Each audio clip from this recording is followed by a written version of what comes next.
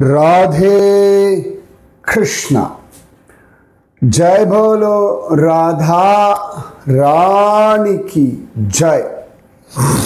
जय बोलो श्री कृष्ण कन्हैया लाल की जय। जय बोलो वृंदावन धाम की जय। जय बोलो यमुना मैया की जय। जय बोलो गोवर्धन गिरिराज की जय। கோவர்தனம் நான் எத்தனை தடவை போயிருக்கேன் எனக்கு ஞாபகம் இல்லை. ஆனால் இன்றைக்கும் புதுசாக பார்க்குற மாதிரியே இருக்கும். அதே இடங்கள் நிறைய தடவை பார்த்துருக்கேன். ராதா கொண்டு நம்ம இன்னும் அதெல்லாம் சொல்லலை. ராதா கொண்டு ஷாம் கொண்டு இன்னும் நான் சொல்லலை. குசும் சரோவர், நாரத குண்ட், மானசி கங்கா, பூச்சிரிக்கா, லௌட்டா பாபா, இதெல்லாம் தான் நான் எப்பொழுதும் பரவாயில்ல அழிச்சுட்டு போகக்கூடிய ஸ்தலங்கள். இப்போ நான் சொல்லிட்டு இருக்க பல விஷயங்கள்லாம் இன்னும் அழிச்சுட்டு போனதே இல்லை. ஐராவத குண்டம், சுரபி குண்டம், ருதன குண்டம், ஜதிபுரம் அழிச்சுட்டு போயிருக்கேன். அப்புறம் தண்டவத் ஷிலா பார்த்துருக்கேன். அப்புறம் விலாச்சுவனம், விலாசவனம், அதுவும் இன்னும் பார்த்ததில்லை. அதான் இதெல்லாம் அந்த பேட்ரி காரில் போகும்பொழுது இப்படி போகும்பொழுது இங்கெல்லாம் அழகாக இருக்குது, இங்கெல்லாம் போகணும், அவ்வளோதான். அந்த இடத்துலோட அந்த தெய்வீகத்தன்மை, அந்த டிவினிட்டி அந்த வண்டியில் போகும்பொழுதே தெரியும். அப்படியே அமைதியாக இருக்கும். வா அப்படின்னு கூப்பிடும். நிஜமாகவே அந்த தெய்வீகம் நிறைய கூப்பிடும். அப்புறம் அங்கேருந்தே நமஸ்காரம் பண்ணணும். அப்படியே அதை பார்த்துட்டே இருப்பேன். எனக்கு வந்து இந்த பேட்ரி காரில் உட்காந்துட்டு சும்மா அப்படி கோவர்தனத்தை விரும்ப பார்த்துட்டு போகிறதே பிடிக்கும். நிறைய பேர் என் கூட வந்தவாளுக்கு தெரியும். சாதாரணமாக இந்த கோவர்தன பரிக்கிரமாவில் போகும்பொழுது பெருசாக பேச மாட்டேன் நான். கூடுமான வரைக்கும் யாத்திரைகளில் அந்த தெய்வீகத்துக்குள்ளே அப்படியே இறங்கும்பொழுது பேச்சு குறைஞ்சி போயிடும். என்ன பேசுகிறதுக்கு அவசியம் இல்லை இல்லையா? அதாவது நான் எங்கேயோ படித்தேன், அது ரொம்ப ஒரு ஃபாலோ பண்ணிகிட்ருக்கேன். எப்படின்னா, மௌனத்தை விட அந்த பேச்சுக்கு வேல்யூ இருந்தால் பேசணும். சில இடத்துல மௌனமே பதிலாக போயிடும்.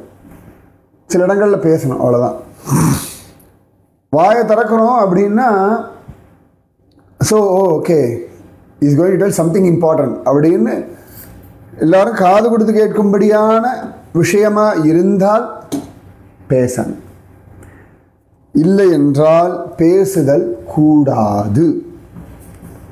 அது கணவனாக இருக்கட்டும், மனைவியாக இருக்கட்டும், குழந்தையாக இருக்கட்டும், பிள்ளையாக இருக்கட்டும், ஃப்ரெண்ட்ஸாக இருக்கட்டும், நீங்கள் வாழக்கூடிய சர்க்கிளாக இருக்கட்டும், உன் மௌனத்தை விட பேச்சு அவசியம் என்றால், பலமுடையது என்றால் மட்டுமே பேசு. ஸோ இப்போ ஆதிசங்கர் பகவத் பாதர் மனிதர்களோடு எங்கே தேவையோ பேசணும் சமயத்தில் ஸ்லோகங்களாக பேசிகிட்டு இருந்தார். வேதவியாசர் மனிதர்களோட பேச்சு பாருங்க ரொம்ப குறைவாக இருக்கும். அதே மகாபாரதத்தில் அவ்வளோ பேசியிருக்கார். ஸ்ரீமத் பாகவத்தில் அவ்வளோ பேசியிருக்கார். வால்மீகி மனிதர்களோட பேசினதை விட மனிதர்களுக்கான ஸ்ரீமத் ராமாயணம் பேசினது அதிகம். ஸோ எங்கே யாரிடத்தில் எவ்வளவு தூரம் என்ன விஷயம் அப்படின்னு இருக்கு. கண்ணன் கோப குழந்தைகள் கோபியோட அன்பில் அவ்வளவு பேசியிருக்கான். அர்ஜுனன் ரொம்ப பிடிக்கும். ஆனால் அதே அர்ஜுனன் கேள்வி கேட்ட பிறகுதான் பேசினான். அதான் பகவத்கீதை. உத்தவனோட நிறைய பேசியிருக்கான். ஆனால் உத்தவ கீதை சொல்றதுக்கு உத்தவன் கேட்ட பிறகுதான் சுவாமி பேசினான். So it's method. அப்போதான் உங்கள் வார்த்தைக்கு ஒரு மரியாதை இருக்கும். நான் பார்த்து இது ப்ராக்டிக்கலாக நான் பார்த்தது குருஜி மாவட்டத்தில் சில விஷயங்கள் நம்ம ஆர்கியூ பண்ணிட்டு இருப்போம். இல்லாட்டி நம்ம பண்ண தவறுகளை வந்து நியாயப்படுத்தி கொண்டிருப்போம், ஜஸ்டிஃபை பண்ணிட்டு இருப்போம். அப்போல்லாம் குருஜிமா சரி எனக்கு வேலை இருக்குது அப்படின்னு போயிடுவா.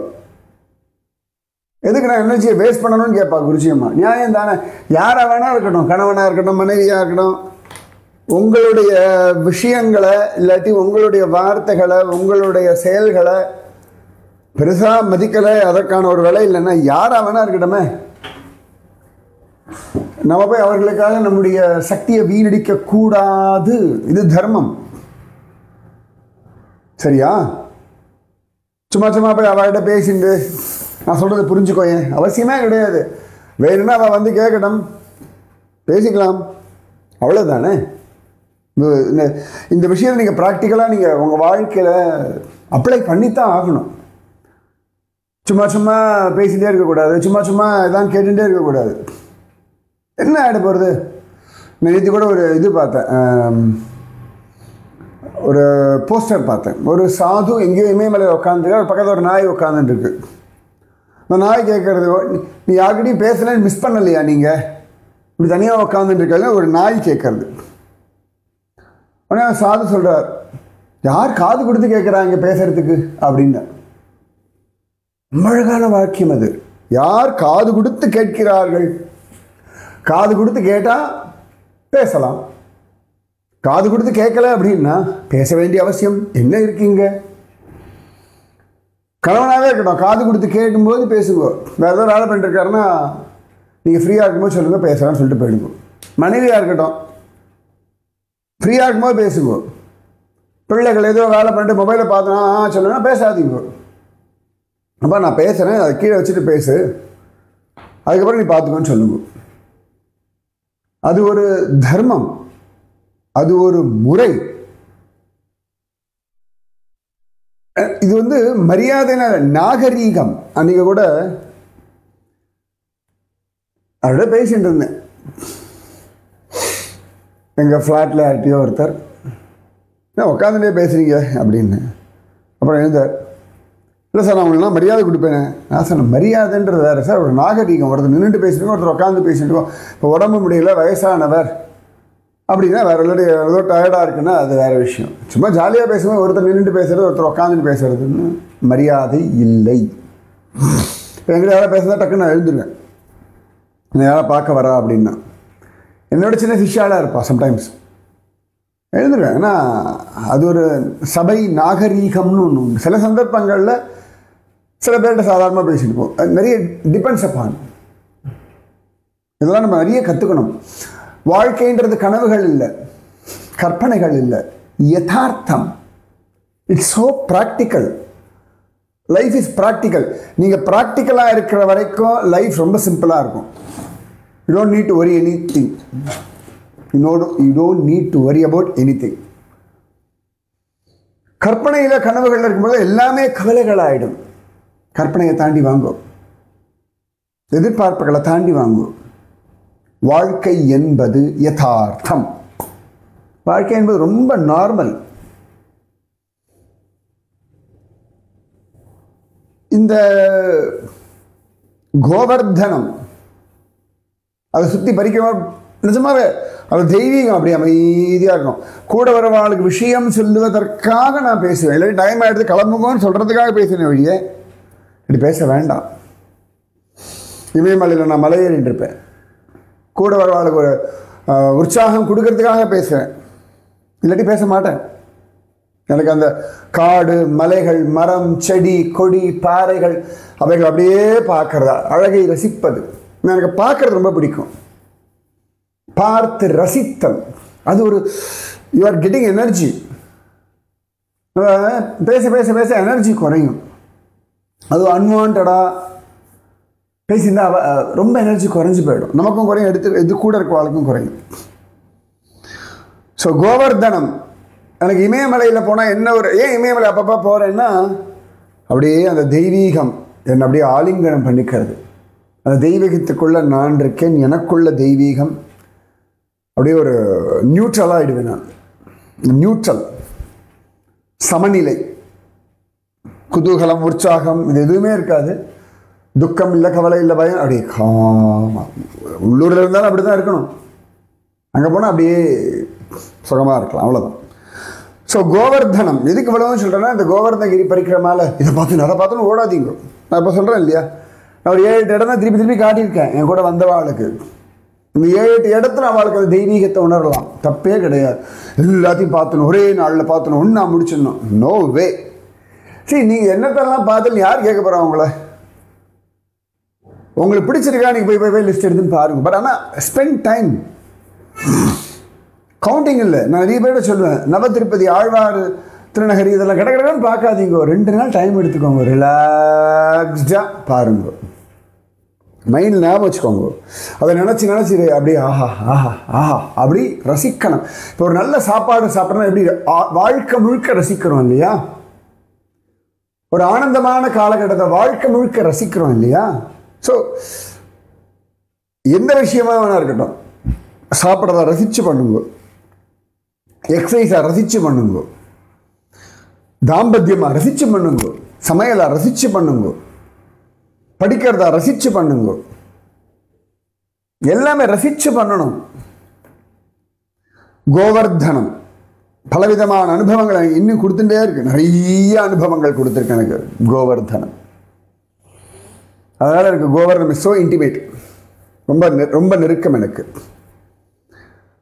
நேற்று அழகா விலாச வனம் பார்த்தோம்.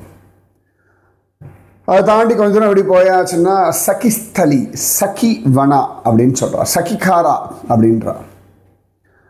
இந்த இடம் வந்து ராதாராணியுடைய கசின் சிஸ்டர் சந்திராவளி சகிஸ்தலி கிராமா அப்படின்னு சொல்லுவா. அவள் வாழ்ந்த இடம் அப்படின்னு சொல்றது உண்டு. ஸோ அழகா ராதாராணி சந்திராவளி கிருஷ்ணன்லாம் ஆனந்தமாக பல விஷயங்களை பேசிண்டு சிரிச்சுண்டு அனுபவிச்ச ஒரு இடம். உத்தவன் இந்த இடத்துல உக்காந்துண்டு கிருஷ்ணன் துவாரகையில் என்னவெல்லாம் செய்து கொண்டிருக்கிறான்னு கோபிகைகளுக்கு சொன்னதாக காண கிடைக்கிறது.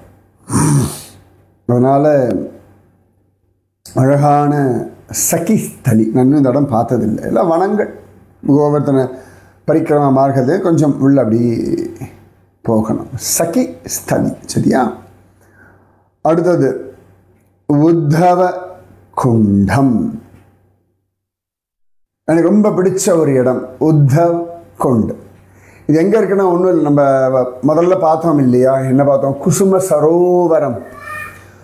அந்த குசும சரோவரத்தோட எக்ஸாக்ட் பேக் சைடில் ஒரு டயக்னலி ஆப்போசிட் சைடில் தான், கிட்டத்தட்ட கரெக்டாக பேக் சைடில் தான் இந்த குசும சரோவரமும் உத்தவ குண்டமும் இருக்குது. இங்கேருந்து இப்படி போகிறதுக்கு வழி கிடையாது, பிரதட்சணமாக போய் கோவர்தன மலையோட அந்த பக்கத்தில் வந்தால் இந்த உத்தவ குண்டம்.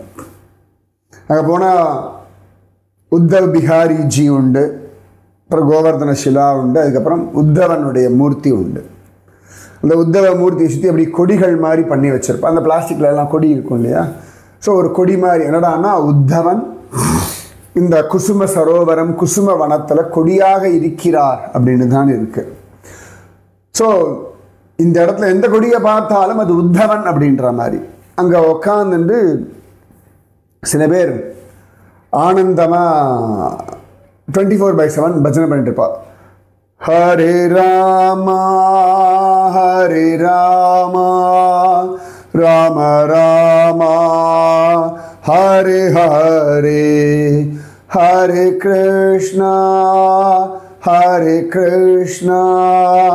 கிருஷ்ண கிருஷ்ணா ஹரே ஹரே. பகவானுடைய நாம ஜபத்தை விடாம ஜபிச்சுட்டே இருப்பா. அங்கதான் ராதா உத்தவ் பிஹாரின்னு கிருஷ்ணனுக்கு பேர், உத்தவனுடைய பிஹாரி, அதனால உத்தவ பிஹாரி அப்படின்னு பேர். அங்கே ஒரு அழகான குளம் உண்டு, உத்தவ குண்ட் அப்படின்னு பெயர். இந்த குசும் சரோவர் ஒரு பக்கம் உத்தவன் இந்த இடத்துல இருக்கான்றதுனால உத்தவ குண்ட் அப்படின்னு பெயர். உத்தவன் புல்லாக இருக்கலாம், கொடியாக இருக்கலாம் அப்படின்னு. எனக்கு அந்த இடத்துல ஒரு பெரிய ஒரு ஃபோட்டோ உண்டு, என்னோட மோஸ்ட் ஃபேவரட் ஃபோட்டோ அது. கிருஷ்ண பத்தினிகள், கண்ணன் வந்து வைகுண்டத்துக்கு கிளம்பி போயிடுறான் இல்லையா? அப்போ கிருஷ்ண பத்தினிகளுக்கெல்லாம் வைதவியம் வந்துடுது, விடோ ஆயிடுறா. நல்லாட்டியும் சொல்வேன், கிருஷ்ண பத்தினிகளுக்கே அமங்கல்யம்னு ஒன்று வந்துடுத்து. சுமங்கலி அமங்கலின்னு சொல்கிறேன் இல்லையா? அது அமங்கலின்றது கெட்ட வார்த்தை கிடையாது, அமங்கலின்றது வந்து ஒரு தப்பான ஒரு விஷயம் கிடையாது. நான் எப்பொழுதுமே சொல்வேன், கணவன் போயாச்சுன்னா என்ன, ஓகே ரைட், அவனால் கிடச்சது என்ன மெட்டி, சரி அவனால் கிடச்சது என்ன தாலி, சரி இதை வேணால் கைட்டிக்கலாம். அவனால் கிடச்சது என்ன நெத்தியில் வகுட்டில் வைக்கக்கூடிய அந்த சிந்தூரம், இவ்வளோதானே. அதுவே எடுக்கணும்னா நான் சொல்ல மாட்டேன், ஏன்னா பந்தம் ஒன்றும் மாறுறது இல்லைல்ல. கல்யாணம் ஆகிடுது, கணவன் போயிட்டான்றதுக்காக அந்த பந்தம் மாறி போயிட போகிறது தான். அவன் கணவன் இல்லாமல் ஆகிட போகிறானா? அதே மிஸ்ஸஸ் தானே, அவனோட மிஸ்ஸஸ் தானே. அந்த காலத்தில் என்ன ஆகிடுதுன்னா இதெல்லாம் வந்து எனக்கு ஒரு பீரியடில் தான் உள்ளே வந்திருக்கு. இந்த முகலாயர்களுடைய அட்டகாசம் தாங்க முடியாத காலகட்டத்தில் அப்புறமா இந்த ஸ்திரீகளை காப்பாற்ற வேண்டிய ஒரு நிர்பந்தம்லாம் வரும்பொழுது, ஒரு ஜாக்கிரதை இருக்கும் பொழுது அந்த பெண் வந்து ஒரு தவ வாழ்க்கையை வாழ ஆரம்பித்தாள். அந்த தவ வாழ்க்கைக்கு இந்த அலங்காரம் எல்லாம் இடைஞ்சலாக இருக்குன்றதுனால ஒதுக்கி வைக்கப்பட்டதை ஒழிய இந்த இடத்துலையும் அவர்கள் அமங்கலிகள் அப்படின்றலாம் கிடையாது. கணவனை இழந்த கௌசல்யா, கைகேயி, சுமத்ராலாம் ராமனை பார்க்க காட்டுக்கு வர ராமன் அழகாக நமஸ்காரம் பண்ணுறான். அவளை பட்டாபிஷேகத்தில் 3 பேர் நிற்கிறா. எந்த இடத்தையும் அமங்கலின்னு ஒதுக்கிலாம் வைக்கல அவளை. இது எங்கேயோ ஒரு பைத்தியகாரத்தனம் வந்தாச்சு. நம்ம ராதாகிருஷ்ண சத்சங்கத்தில் குருஜியம்மா சொல்லுவா, எல்லாருக்கும் குங்குமம் கொடுக்குறது வழக்கம் உண்டு பஜனை முடிஞ்சோடனே குருஜியம்மா பீரியடில். சில பேர் எடுத்துக்கோ, கிருஷ்ணன் முன்னாடி எல்லாரும் அவனோட குழந்தைகள் தான், உலகத்துக்கே பதி கிருஷ்ணன் தான் அப்படின்னு குருஜியம்மா சொல்லுவார்கள். இன்றைக்குமே நம்ம சத்சங்கத்தெல்லாம் எதாவது ஆர்த்தி நடப்பு வாங்க, நீங்களும் வாங்கன்னு சொல்லி எதாவது கூப்பிடுவேன். நான் வந்து அதை பார்க்கவே மாட்டேன், எனக்கு அது அவசியமும் கிடையாது. இப்போ என்னோடய அம்மா இருக்கா, என்னோடய அப்பா இல்லை. ஒரு ஆர்த்தி எடுக்கணும்னா எங்கள் அம்மாவை தவிர வேறு யார் எனக்கு நல்லது நினைக்க போகிறா? என் மீது அக்கறை கொண்டவர்கள் யாராயினும் எங்களுக்கு ஆர்த்தி எடுக்கிற ரைட்ஸ் உண்டு. இல்லை என்ன இருக்குது? அதில் ஒன்றும் தப்புலாம் கிடையாது. கதையாக இருக்க ஒரு கணவன் போயாச்சுன்னா என்ன உலகத்தை எல்லாத்துலேயும் ஒதுங்கி நிற்கணுமான்னு? அதெல்லாம் கிடையாது. அதுக்கு ஒரு பெரிய ப்ரூஃப் எனக்கு இந்த ஃபோட்டோ. என்னென்னா அங்கே உத்தவன் இருப்பான், கிருஷ்ண பத்திரிகள் எல்லாம் வந்துருப்பா, எல்லாம் வெள்ளை ஆடை உடுத்தின்னு இருப்பா. ஸோ வைதவியம்னு காட்டுறதுக்காக அவள் அப்படி பண்ணுறது. அப்போ உத்தவன் உங்களெல்லாம் பார்க்க மாட்டேன்னு சொல்லலை. உத்தவன் அங்கே உட்காந்துட்டு, இதுதான் நான் குசும சரோவரத்துலேயும் சொன்னேன். உத்தவன் உட்காந்து 30 நாள் ஸ்ரீமத் பாகவதத்தை கிருஷ்ண பத்னிகளுக்கு சொன்னான் அப்படின்னு இருக்கு. சொன்னான் உரிமையோடு சொல்கிறேன். இந்த உத்தவன் ரொம்ப க்ளோஸ். உத்தவன் என்னோட ஃபேவரட் பக்தன். அப்படி ஒரு கிருஷ்ண பிரியன். கிருஷ்ணன் இழுப்புக்கெல்லாம் ஓடுற ஒருத்தன். அவனுடைய அகம்பாவத்தை கூட கிருஷ்ணன் கோபியில் கொண்டு வதம் பண்ண வச்சுட்டான். அதனால் கியான் குதிரி விருந்தாவனத்தில் பார்த்தோம் இல்லையா, அந்த இடம். அப்புறம் இந்த உத்தவ குண்ட், அப்புறம் உத்தவர் கோவில். எனக்கு குசும் சரோவர் பிடிக்கிறதே உத்தவனுக்காகத்தான். அப்போ இந்த உத்தவ குண்டு அந்த இடத்துல உட்காந்துட்டு ரொம்ப அழகாக இருக்கும். கிருஷ்ண பத்திரிகள்லாம் வெள்ளை வஸ்திரத்தில் உட்காந்துருப்பா. உத்தவன் பாகவதம் சொல்லுவார். அப்போ அப்படியே கண்கள்லேருந்து அவர்களுக்கு கண்ணீர்லாம் அப்படி பெருகும். ஸோ கிருஷ்ண பத்னிகளுக்கே வைதவியம் உண்டு, விதவை கோலம் உண்டு அப்படின்னா இது ஒரு விஷயம்லாம் கிடையாது. அதனால் வாழலாம் அமங்கலிகள். வாழால் எனக்கு வந்து யாராவது இதுக்கு அமங்கலி வந்துவிட்டா அவனு அமங்கலிலாம் வந்தானா அவள்லாம் வாழ்க்கையினுடைய கஷ்டங்கள், ஒரு துணை இல்லாத ஒரு துக்கத்தை அனுபவிச்சதுனால தனக்கு வேண்டப்பட்டவர்கள் நன்னா இருக்கணும்னு நினைப்பாள் ஒழிய மனசில் வேறு நினைக்க மாட்டான். அவர்களும் மனிதர்கள் தானே, இல்லை என்ன தப்பு இருக்குது? வாழ்வதற்கான எல்லா அதிகாரமும் அவளுக்கு உண்டு. இதெல்லாம் ஒவ்வொரு பீரியடில் ஓவர் த பீரியட் நிறைய பேர் அதை இஷ்டத்துக்கு மாற்றி விட்டுட்டா, கண்ணாபின்னு ஏதோ பண்ணி தொலைச்சிட்டா. அதை வச்சுட்டு எங்கேயோ 1-2 நடக்கிறது பெருசாக பேச ஆரம்பிச்சுட்டா. அது சில வீட்டில் புரிஞ்சுக்கிறது இல்லை. வைதவியம்னா என்ன, விடோனா என்ன ஆகிட போகிறது? ஆம்பளைக்கு அந்த மாதிரி என்ன இல்லையே. மனைவியை இழந்த கணவனுக்கு என்ன பெரிய மொட்டை அடிச்சு விட்டாளா, மூளையில் உட்கார வச்சுட்டாளா? ஒன்றும் கிடையாது. அடுத்த கல்யாணம் ரெண்டு போயிட்டே இருக்கான். இது கொஞ்சம் பைத்தியக்காரத்தனம். அப்போ ரூல்லாம் 2 பேருக்கு ஒரே மாதிரி தான் இருக்கும். அது என்ன, இவனுக்கு ஒரு ரூல் அவளுக்கு ஒரு ரூல். நிஜமாக நம்ம சாஸ்திரத்தில் அந்த மாதிரி பெரிய டிஃப்ரென்சஸ்லாம் கிடையாது. பின்னாடி வந்தவர்கள் பல பேர் அவாவா இஷ்டத்துக்கு குழப்பி விட்டுட்டா, அவாவா ஒரு வழக்கத்தை கொண்டு வந்துட்டா, அவ்வளோதான். முக்கியமாகவே இந்த ஸ்திரீகள் வீட்டுக்குள்ளேயே இருந்தது இதெல்லாம் எதுக்குன்னா முகலாயரிடத்துலேருந்து குழந்தைகள், பிள்ளைகளை, பெண்களை காப்பாற்றுறதுக்காக. அவள் எத்தனையோ விதவை பெண்களை தூக்கிட்டு போய் கடத்திட்டு போய் கற்பழிச்சிருவா. அதனால் வீட்டுக்குள்ளே வைக்க வேண்டிய நிர்பந்தம் வந்து கொடுத்து இப்படி தான் உண்டாயிற்று ஒழிய சதி உடன்கட்டை ஏறுதல் அவளே என்ன பண்ணுவா, ஆசைப்பட்டு போயிடுவா. யாரும் போய் ஃபோர்ஸ் பண்ணி தள்ளலாம் மாட்டான். அது ஒரு பீரியடில் யாரும் சில பேர் பண்ணால் உடனே அதனால் சதி உடன்கட்டை ஏறுதல் உலகத்திலேயே இங்கே சனாதன தர்மத்தில் தான் இருக்குன்னா வளருவா. அவள் ஆசைப்பட்டு ராணி பத்மாவதி இவெல்லாம் முகலாயர்கள் தங்களை காப்பாற்றிக்கிறதுக்காகவே அவள் உடன்கட்டை ஏறல அந்த பெரிய இதில் தீ குளித்தார்கள். என்ன வாட்ட உடம்பை கொடுத்தாச்சுன்னா கஷ்டம் அப்படின்னு அத்தனை ஒரு தைரியமாக போய் உட்காந்து தபஸ் பண்ணி உடம்பை கொடுத்தா. இந்த சதி உடன்கட்டை ஏறுதல்லாம் வந்து நம்ம